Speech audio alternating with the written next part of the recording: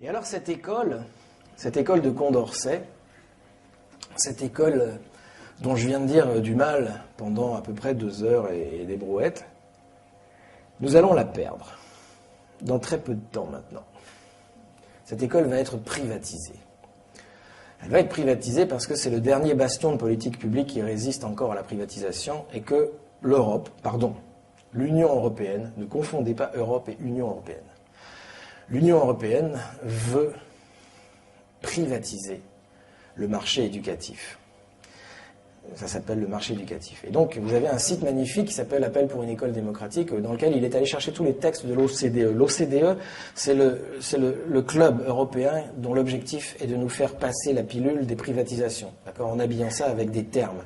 La réforme du lycée, le lycée modulaire, le lycée à la carte, comme ça, le choix laissé aux élèves de choisir, la liberté de choix, enfin bref. Privatisation, marchandisation du système complète. Et donc écoutez cette phrase magnifique d'un rapport de l'OCDE de 1999, les perspectives de profit pour les investisseurs institutionnels. Vous savez qui c'est?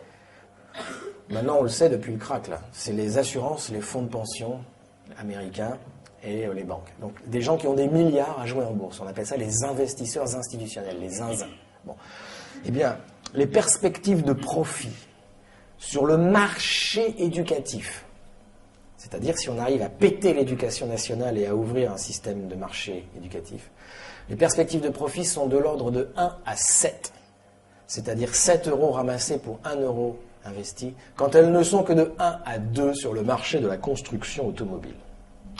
Rapport de l'OCDE 1999. Est-ce que vous croyez que les zinzins sont assez zinzins pour laisser passer une perspective de profit de 1 à 7? Et donc il faut péter les éducations nationales en Europe, et c'est déjà commencé. Parce qu'il y a aujourd'hui 3 tendances qui vont déchirer l'éducation nationale et qui vont faire péter le système. Vous avez ceux qui disent, mes petits amis, l'école, elle est là pour instruire. Point barre. C'est-à-dire transmettre des morceaux de connaissances, de géographie, pendant des tranches d'heures à des groupes d'élèves. Nous ne sommes pas des travailleurs sociaux. Nous ne sommes pas des animateurs de MJC, nous ne sommes pas des psychologues, nous sommes des enseignants. Foutez-nous la paix avec les problèmes des jeunes. Nous ne connaissons pas de personne, nous ne connaissons que des élèves, d'accord? Et si Karine subit dans sa famille, de la part de son beau-père, depuis l'âge de 10 ans, des nanana, d'accord, qui fait que quand elle arrive en classe, elle n'est pas très réveillée pour faire ses devoirs et tout ça, ça n'est pas notre problème. Que les gens dont c'est le problème règlent le problème de la famille de Karine. Mais moi, je suis professeur de géographie, qu'on me foute la paix avec les problèmes sociaux. Et donc, si vous me laissez faire de nouveau mon métier, vous verrez que l'école, de nouveau, sera une école qui fonctionne et qui aura du travail pour tout le monde et que ça sera bon. Donc, vous avez toute une première tendance. En gros, ce sont les ayatollahs républicains. Régis Debray, Elisabeth de Fontenay, Finkielkraut, toute la bande. Bon. Et donc, vous avez une deuxième tendance. Deuxième tendance qui dit, mes petits amis, il faut que l'école arrête d'instruire, c'est-à-dire de transmettre des morceaux de connaissances débiles, d'accord, qui ne servent plus à rien. Les élèves en savent plus sur les États-Unis en regardant Internet et la télévision qu'avec leurs cours de géographie, d'accord. Donc, et puis une jeune fille qui subit un inceste dans sa famille, il faut prendre ça en compte, d'accord. Et donc, l'école doit s'ouvrir sur la société. Il faut que l'école arrête d'être cette espèce de lieu incroyable où on enseigne des machins côte à côte, etc. Il faut faire rentrer à l'école la vie. Il faut faire rentrer à l'école. Et donc, l'école, elle n'est pas là pour instruire. Ce n'est pas ça, sa mission. L'école, elle est là pour éduquer. C'est-à-dire éduquer à la vie en société. Et donc, il faut qu'à l'école, on parle d'autre chose que du programme de géographie, d'accord. Il faut qu'on parle de l'entreprise. Il faut qu'on parle des partis politiques. Il faut qu'on parle de la vie, bref. Donc ceux-là, ce sont les pédagogistes. Et puis vous avez une troisième tendance, beaucoup plus silencieuse, beaucoup plus discrète et beaucoup plus dangereuse. Et la troisième tendance dit, mes petits amis, l'école, elle n'est pas là pour instruire. C'est fini ça. Elle n'est pas là pour éduquer, c'est pas son rôle. L'école, elle est là pour former. C'est-à-dire que quand on sort de l'école, on doit avoir un métier. Eh bien, ceux qui sont le mieux placés pour savoir quels sont les besoins dans les entreprises, ce sont les entreprises. Et donc, il est absolument indispensable que ce soit les entreprises maintenant qui déterminent les contenus des programmes scolaires. Ok ? Parce qu'on n'a pas les mêmes besoins à Borainville qu'à Toulouse. D'accord ? Et donc, laissez les entreprises s'occuper de l'école et vous verrez, il n'y aura plus de chômage. Et alors, Jean-Louis Deroy dit un truc incroyable. Il dit, ils ont tous les trois raison. Ils ont tous les trois raison. C'est-à-dire qu'il est évident que l'école doit instruire, c'est évident. C'est-à-dire transmettre des connaissances. Il est certain qu'elle doit éduquer à la vie en société. Et il est non moins cool que quand on sort de là, on ait une place dans le système productif. Ce qui, en revanche, ne peut pas fonctionner tant qu'on est dans un système de chômage structurel de masse. Mais je vous rappelle que pour s'attaquer au chômage structurel de masse, il faudrait s'attaquer à l'organisation du travail dans l'entreprise. Ok ? Premier des droits de l'homme, propriété privée des moyens de production. Et il va falloir faire du socialisme socialiste, hein, je veux dire, si vous voulez régler ça. Ou au moins du communisme, minimum, d'accord ? Et donc, ce que dit Deroy, c'est ce qui est faux, c'est que dans une société où il y a 10 millions de personnes qui sont dehors, c'est que ces trois tendances puissent continuer à prétendre que leur fantasme soit réalisé. Et donc, il va falloir qu'elles se mettent d'accord. Il faut réaliser un compromis. Il faut laisser rentrer un peu les entreprises, mais pas trop. Surtout pas trop, mais quand même, il faut éduquer, il faut ouvrir les programmes, il faut arrêter, et en même temps, il ne faut pas tout perdre des programmes. C'est-à-dire qu'il faut faire discussion sur nos représentations, nos fantasmes de ce que devrait être l'école. Et Deroy dit, comme plus personne ne le fait, parce que dès que vous parlez de l'école, vous vous engueulez, et donc l'école va s'éclater, et vous allez avoir, dans très peu de temps, des écoles où on va instruire. Ça sera pour Marie-Cécile et ça sera Ronsard en centre-ville. Des écoles où on va éduquer, ça sera pour Karim et ça sera Nelson Mandela dans la ZUP, d'accord ? Et puis des écoles où on va apprendre les toutes nouvelles techniques de pizza avec les nouvelles fours à pizza pour les pizzaiolos. Et donc, Jean-Louis Deroy dit, si on voulait empêcher ça, il faudrait faire de l'éducation populaire, c'est-à-dire il faudrait que les mouvements d'éducation populaire, les émergiciens en sont un, organisent le débat public. La discussion publique là-dessus. Parce que maintenant, c'est dans très peu de temps que ça nous arrive. Moi, je pense que c'est dans moins de 2 ans maintenant. Voilà, c'était ça que je voulais vous dire. Alors, le paradoxe, évidemment, vous voyez dans lequel nous sommes, c'est qu'après avoir dit autant de mal de l'éducation nationale, voilà que je pose la question de la sauver. Parce que il n'y a que 2 solutions. Soit on la laisse crever, et on passe au système tout privé, tout marchand, avec rémunération des profs à la performance. Vous avez vu aux États-Unis, Obama, ce qu'il vient de faire passer ? Rémunération des profs au nombre de diplômés à l'arrivée. Les profs qui ont des résultats doivent être plus payés que les profs qui n'ont pas de résultats. Et donc ça arrive en France à toute vitesse. Okay ? Et les profs seront d'accord. Parce que plein de profs pensent qu'ils sont meilleurs que leurs collègues. Et qu'ils méritent, tu vois. Et donc, on va augmenter leur salaire. Et donc, bon.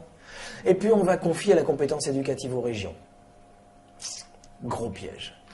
Parce que les régions, elles savent que pour attirer les entreprises, elles ont 20 ans pour créer des lycées d'élite. 20 ans. Il faut virer tous les mômes qui traînent et il faut des lycées d'élite. Et si on a un lycée d'élite dans cette région, alors les entreprises, dans 20 ans, elles viendront ici, elles n'iront pas en Poitou-Charentes. Vous savez que la décentralisation, c'est la mise en concurrence de toutes les régions les unes contre les autres. Hein. Vous avez un truc super dans Charlie Hebdo qui est passé il y a quelques mois. La région Basse-Normandie et la région Haute-Normandie ont demandé une étude pour savoir quel serait l'impact d'une réunification des 2 Normandies. Et alors, le résultat, c'est que ça serait la première région de France, la 6e région d'Europe pour le nombre de salariés, la richesse, etc. Bref, un truc incroyable. Et alors Charlie Hebdo dit, vous vous rendez compte le pays qu'on aurait si on remettait toutes les régions ensemble ?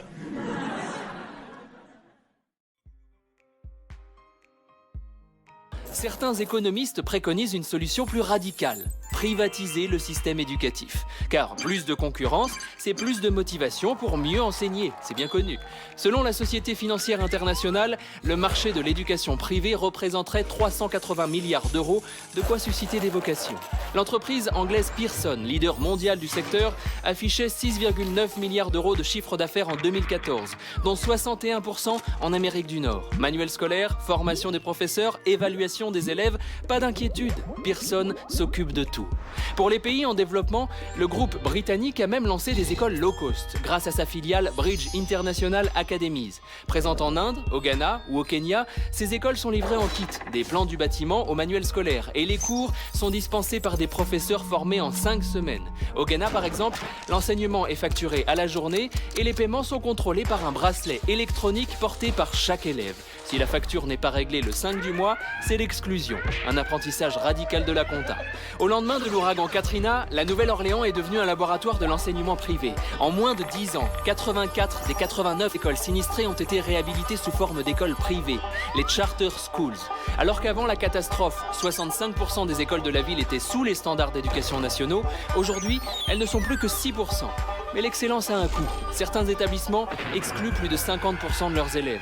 Quant à l'égalité de l'accès à l'enseignement, elle n'est plus au programme. Les écoliers noirs ont 69% de chances en plus de se retrouver dans les établissements les plus pauvres. Mais allons voir du côté des bons élèves. En Suède, au milieu des années 1990, sont nés les Free Schools. Payées par les impôts mais gérées par des entreprises privées, ces écoles gratuites ont vite attiré des entreprises et des fonds de pension. Et ça se comprend. En 2013, elles auraient dégagé 2,5 milliards d'euros de bénéfices en encaissant les chèques éducatifs distribués par l'État. Une belle réussite. Sauf quand les cancres font plonger toute la classe. En 2013, la société danoise John Bauer fait faillite. Propriétaire de 31 écoles, elle laisse sur le carreau 11 000 élèves et 1000 professeurs. Autre inconvénient de ce système, lorsque les élèves sont moins nombreux, la rentabilité vacille. Comme en 2008, où ces écoles privées suédoises ont équilibré leur budget en tranchant dans les moyens pédagogiques. Du coup, en 2013, dans le classement des pays de l'OCDE sur la qualité de l'enseignement, la Suède a chuté de la 5e à la 30e place. Faire de l'école un bien privé, c'est la rendre vulnérable aux mêmes crises économiques que n'importe quelle entreprise. À ce détail près que les produits vendus par cette école font partie des socles de nos démocraties, comme l'accès au savoir ou l'apprentissage de la vie en société. Des biens communs en somme.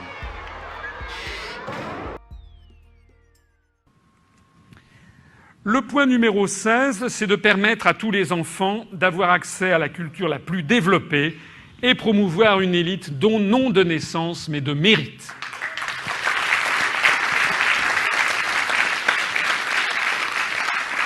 C'était, telle quelle, la formulation du programme du Conseil national de la résistance. Permettre à tous les enfants d'avoir un accès à la culture la plus développée, de façon à obtenir une élite non de naissance mais qui soit de mérite. Nous lutterons contre l'illettrisme en lançant un grand plan d'urgence lecture pour tous, pour ramener en 5 ans de 40 à 10% le pourcentage d'enfants sortant de l'enseignement primaire avec des difficultés de lecture. Nous lutterons contre la misère culturelle, affective et psychique en rétablissant l'ascenseur social au mérite. Nous rétablirons l'ascenseur social au mérite grâce à l'instruction publique, qui est la solution décisive pour affaiblir les menaces qui pèsent sur la cohésion nationale. Il faut endiguer le cycle de l'échec scolaire par un programme ambitieux à la hauteur de la France, qui comprendra la rénovation nécessaire de nombreux établissements, en particulier collèges, lycées et universités. Il faut placer la maîtrise de la langue française, du calcul et de l'enseignement approfondi de l'histoire comme objectifs principaux avant le collège. L'éducation doit redevenir un droit sacré au centre de nos préoccupations. Nous revaloriserons la fonction enseignante. Nous améliorerons les conditions de travail et de rémunération, la titularisation des personnels, une qualification revalorisée et un accès facilité à la formation pour les enseignants. Un effort particulier sera fait dans les zones dites sensibles. Une répression sans faille de toute agression physique ou morale contre les enseignants. Nous formerons des adultes autonomes et réfléchis, et non pas des salariés consommateurs. Le temps de l'enfance et de l'adolescence doit demeurer prioritairement celui de l'apprentissage de la vie, de la culture, de l'idéalisme et de la gratuité. La formation au monde de l'entreprise et à l'univers marchand n'a pas sa place jusqu'à la fin de la classe de 3e. Nous arrêterons l'américanisation subliminale des cerveaux. Nous maintiendrons et approfondirons l'exception culturelle avec une aide des pouvoirs publics à la création artistique française, aux films et aux chansons françaises.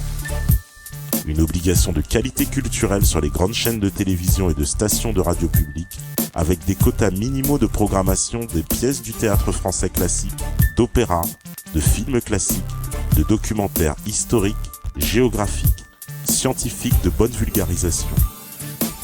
Nous ouvrirons les esprits à toutes les cultures du monde.